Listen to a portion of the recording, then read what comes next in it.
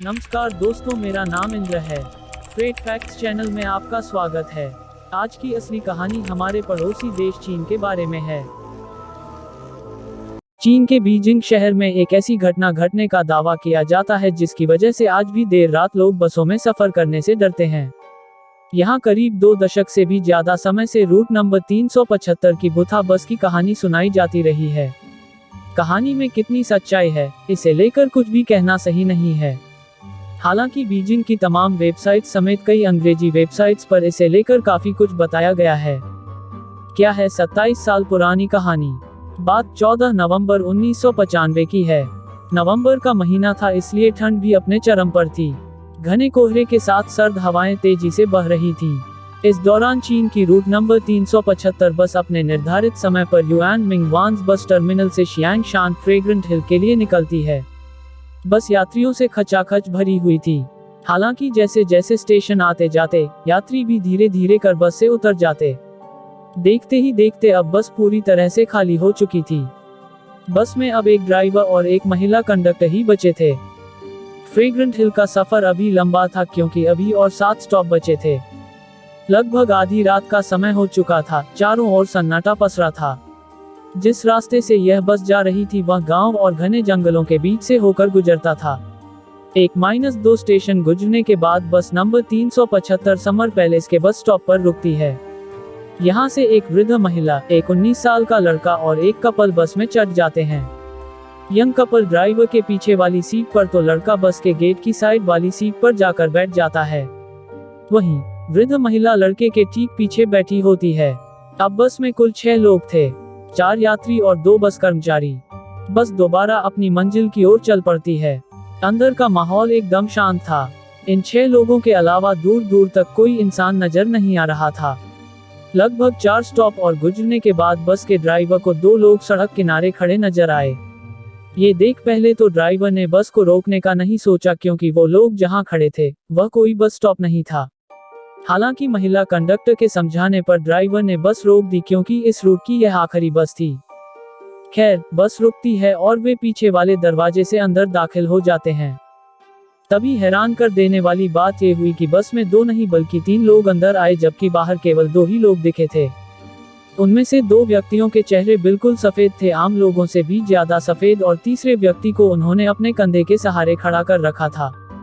तीसरे व्यक्ति का सिर नीचे की ओर था, बाल बिखरे हुए और उसका चेहरा बिल्कुल ढका हुआ था। तीनों लोगों ने चीन के प्राचीन काल के कपड़े पहने हुए थे। ये तीनों पैसेंजर बस की सबसे पीछे वाली सीट पर जाकर बैठ गए। बस में अशांति न फैले इसके लिए महिला कंडक्टर ने लोगों को समझाया कि हो सकता है ये लोग किसी नाटक कंपनी में काम करते हों और देर रात होने की वजह से या घर जाने की जल्दी में वे अपने कपड़े उतारना भूल गए हों। बस नंबर 375 यहाँ से आगे की ओर बढ़ी। वृद्ध महिला बार बार पीछे की तरफ मुड़ मुड़ कर देख रही थी। अगला स्टॉप आता है तो यंग कपल वहां उतर जाता है। अब बस में कुल 7 लोग थे। अभी भी वह वृद्ध महिला बार बार मुड़कर उन 3 लोगों को देख रही थी। वे लोग उनको कुछ अजीब लग रहे थे, लेकिन बाकी लोग अपने आप में व्यस्त थे। महिला कंडक्टर भी ड्राइवर से बात करने में व्यस्त हो गई। करीब 2-3 किलोमीटर ऐसे ही आगे जाने के बाद वृद्ध महिला अपने आगे बैठे हुए लड़के को एक तमाचा लगा देती है। महिला जोर से चिल्लाती है और कहती है, मेरा पर्स कहाँ है? उसे मुझे जल्दी वापस करो। ये सुनकर महिला कंडक्टर वृद्ध महिला से कहती है, आपका पर्स इसने नहीं चुराया है, ये तो आपके आगे बैठा हुआ है। लड़के ने भी अपनी सफाई में यही बात कही, लेकिन वृद्ध महिला अपनी बातों पर अड़ी हुई थी। वह लड़के को पुलिस के हवाले करने की बात करने लगी। ड्राइवर और महिला कंडक्टर वृद्ध महिला को समझाते रहे, लेकिन वह नहीं मानी। उसने ड्राइवर को अगले स्टॉप पर बस रोकने के लिए कहा। बस रुकते ही वृद्ध महिला ने लड़के का कॉलर पकड़कर घसीटकर नीचे उतारा और बस वापस अपनी मंजिल की ओर निकल गई। अपने साथ हुई इस घटना से लड़का बहुत परेशान हो चुका था। लड़के ने वृद्ध महिला से कहा, मैंने आपका पर्स नहीं चुराया और आपके गलत इल्जाम की वजह से मेरी यह आखिरी बस भी छूट गई। अब मैं घर कैसे जाऊंगा और आप मुझे कौन से पुलिस स्टेशन लेकर जा रही हैं, क्योंकि यहाँ आसपास तो कोई पुलिस स्टेशन है ही नहीं। तभी वृद्ध महिला एक लंबी गहरी सांस भरने के बाद लड़के से कहती है, मैंने तुम्हें पुलिस स्टेशन ले जाने के लिए बस से नहीं उतारा और ना ही तुमने मेरा पर्स चुराया है। यह इल्जाम मैंने तुम्हारी जान बचाने के लिए लगाया था। वृद्ध महिला कहती है, याद है तुम्हें, वे 3 व्यक्ति जो बस में आखिरी में चढ़े थे? मैं पूरे रास्ते उन पर नजर रखे हुए थी। मुझे शुरू से वे लोग अजीब लग रहे थे। रास्ते के दौरान जब मैंने उनकी ओर देखा तो दंग रह गई। तेज हवा के कारण उनके कपड़े उड़े थे और तभी मैंने देखा कि उनके पैर ही नहीं हैं। मुझे अपनी आंखों पर विश्वास नहीं हुआ। ऐसा लगा जैसे मैंने कोई सपना देखा हो।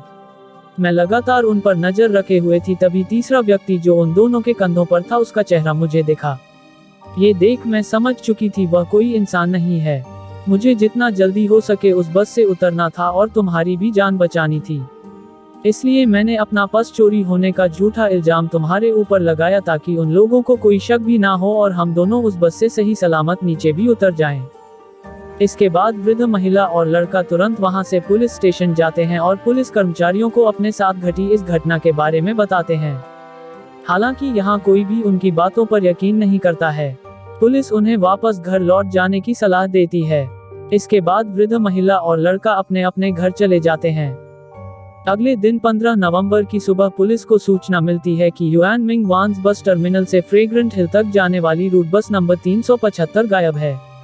बस अपने निर्धारित टर्मिनल तक नहीं पहुंची थी। इसके बाद बिना देरी किए वृद्ध महिला और उस लड़के को पुलिस स्टेशन बुलाया गया। यहाँ उनकी बातें रिकॉर्ड की गईं और देखते ही देखते ये खबर पूरे चीन के बीजिंग में आग की तरह फैल गई। रूट नंबर 375 की बस गायब है।